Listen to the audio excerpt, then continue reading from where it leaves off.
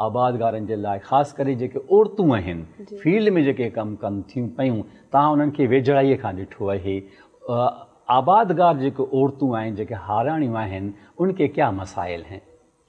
अस्सलाम वालेकुम, बहुत शुक्रिया आपने मुझे बुलाया, और ये बड़ा बहुत सेंसिटिव टॉपिक भी कह सकते हैं, बहुत इंपॉर्टेंट टॉपिक भी कह सकते हैं, क्योंकि हर आने वाले दिन के साथ ख़वातीन का हर तरह के क्या कहते हैं डिपार्टमेंट में रोल बढ़ता जा रहा है काम का।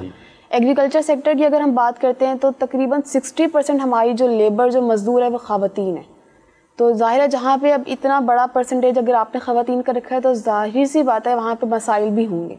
सबसे बड़ा मसला तो ये होता है कि आपने उनको एज ए लेबर वहाँ पे रखा हुआ है, उन्हें किसी किस्म की कोई आप ना उनको इन्फॉर्मेशन वहाँ पे जा रही है उन तक, ना ही किसी किस्म की कोई टेक्निकल इन्फॉर्मेशन, नॉलेज, ट्रेनिंग कुछ भी वहाँ तक नहीं पहुँच रहा।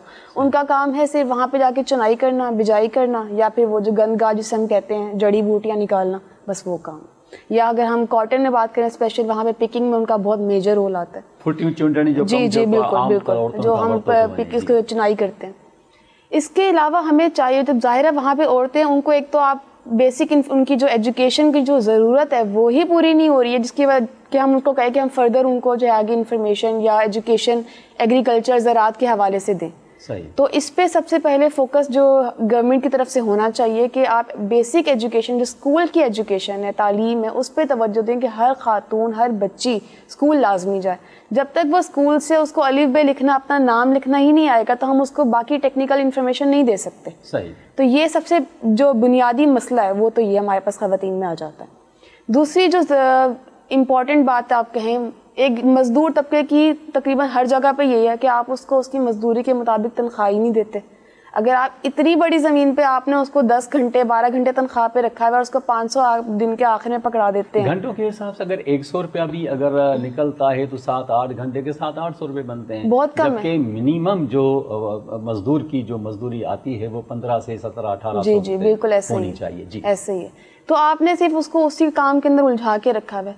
उसमें अब अगर हम इसी को, अगर मैं टॉपिक को आगे लेके चलूँ तो गवर्नमेंट की तरफ से ऐसी बहुत सारी चीज़ें हम कर सकते हैं जो जिससे ख़वातीन को फ़ायदा हो। वो सिर्फ गंदगाह चुनने के लिए ना रह जाएं, वो सिर्फ पिकिंग के लिए ना रह जाएं। बहुत सारी ऐसी चीज़ें होती हैं। अगर हम सब्जियों की बात करते हैं, हमें पता है कि हार्वेस्टिंग या चुनाई के बाद उसको मार्केट तक ले जाने में हमें इतना ज़्यादा लॉस फेस करना पड़ता है, इतनी ज़्यादा हमारी सब्जियाँ फल हमारे ज़ाया हो जाते हैं। वहाँ पे मेजर रोल आता है ख़वातीन का। अगर आप उन्हें ट्रेनिंग दे के भाई आप घरों के लेवल पर ही आप कोई जैम्स, कोई केचप बनाने की छोटी सी अपने पास फैक्ट्री बना लें, तो आप सोचें कि वो कितना मुनाफा कमा सकती हैं, वो कितना प्रोडक्टिवली गवर्नमेंट में या GDP में रोल प्ले कर सकती हैं, सिर्फ उस चीज़ के अलावा भी। आपने बिल्कुल सही फरमाया कि जैसे हम लोग घरों में कच्ची बस्तियां जो हैं जी जी वहाँ पर बच्चों की छोटी छोटी चीज़ें तैयार की जा रही हैं, ठीक है ना, उनको अच्छी पैकिंग में जो है रखा जाता है, 20 रुपया 30, 40, 50 रुपये की कीमत लगा के सेल करते हैं जी।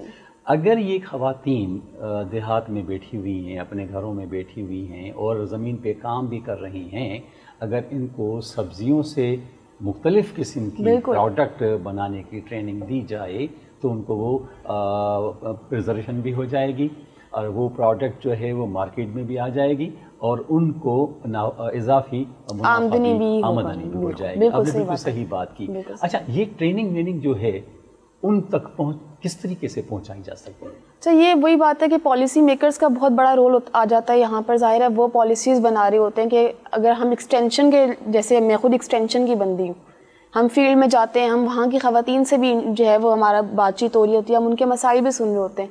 ये वो ऐसी जगह आ जाती है जहाँ पे गवर्नमेंट पॉलिसी मेकर्स के थ्रू यहाँ पे अपना रोल प्ले कर सकती है कि हम सबसे पहले तो उनको हमें अवेयरनेस, उनको आगाही देनी है कि आपका रोल सिर्फ जितनी आप इतने घंटे यहाँ पे लगा रही हैं उससे ज़्यादा आप आमदनी कमा सकती है इन तरीक़ों से। सबसे देखिए, इंसान की बुनियादी ज़रूरत ये होता है ना कि आजकल के दौर में पैसा कहते हैं कि ऑक्सीजन से ज़्यादा ज़रूरी पैसा हो गया, और हमसे ज़्यादा वो जो गांव में रहने वाले लोग हैं उन्हें इस चीज़ का इदराक है। ज़ाहिर है वो अपनी एक एक रुपए के लिए मोहताज होते हैं अपने दूसरे लोगों के। तो वहाँ पर जो है अगर हम वहाँ पे अवेयरनेस, आगाही चीज़ लेकर जाएं तो वहाँ पे फ़ौरन से पहले मुझे उम्मीद है कि रिस्पॉन्स इस चीज़ को लेकर आएगा। ये अब जैसे आपका जो स्पेशल जो सब्जेक्ट है वो पैथोलॉजी, जी जी बिल्कुल, वो बीमारियों के हवाले से फसलों में कौन सी बीमारियाँ आती हैं या ये बीमारियाँ किस तरीके से आती हैं?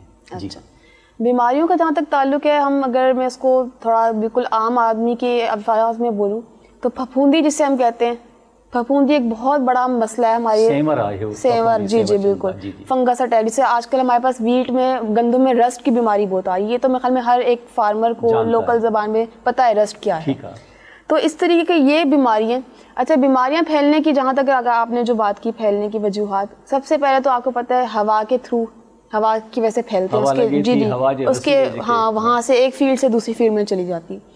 لیکن یہاں پہ جو میجر رول فارمر کا آتا ہے وہ یہ آتا ہے کہ اگر وہ ایک اوزار جسے ہم کہتے ہیں گندم کے استعمال میں جو بھی چیز ہو رہی ہے، یا پانی کی ہم اریگیشن کی بات کرتے ہیں، ایک ایسی آپ نے فیلڈ میں پانی چھوڑا جہاں پہ بہت زیادہ فنگس کا اٹیک تھا، انفیکشن تھا، اور وہاں سے پانی ہوتا ہوتا اس جگہ پر پہنچ گیا جہاں پہ فصل کو نہیں تھا، اٹیک نہیں تھا، تو کیا ہوا اس پانی کے تھرو وہ جو سپورز ہیں وہ دوسری فصل میں بھی پہنچ گئے اور ان کا بھی بیمار کر دیا گیا. اب آپ نے جو کپڑے پہن کے آپ ایک ایسی فیلڈ میں کام کر رہے ہیں جہاں پہ بہت زیادہ فنگل اٹیک تھا، تو وہ ظاہر آپ کی ہوا کی وجہ سے آپ کے کپڑوں پہ بھی اٹیک ہے. اب آپ یہاں سے جب آپ ہیلدی جو صحیح پلانٹس ہیں جن پہ انفیکشن اتنا زیادہ نہیں ہے یا بہت تھوڑا ہے، وہاں پہ جائیں گے تو ہوا کی وجہ سے وہاں پہ بھی پھیل جائے گا. تو یہ جو ہے اس طریقے سے اس کا پھیلاؤ ہوتا ہے. اس کے علاوہ ہم زمین کی بات کرتے ہیں، کیا کہتے ہیں، مٹی سے ہی پھیلاؤ بہت ہوتا ہے. وہ بھی یہ بیسک وجہ ہوتی ہے کہ ہوا کی وجہ سے دھول اڑی، آپ نے ایک ایسی جگہ پہ چلی گئی جہاں پہ بہت زیادہ فنگل اٹیک تھا،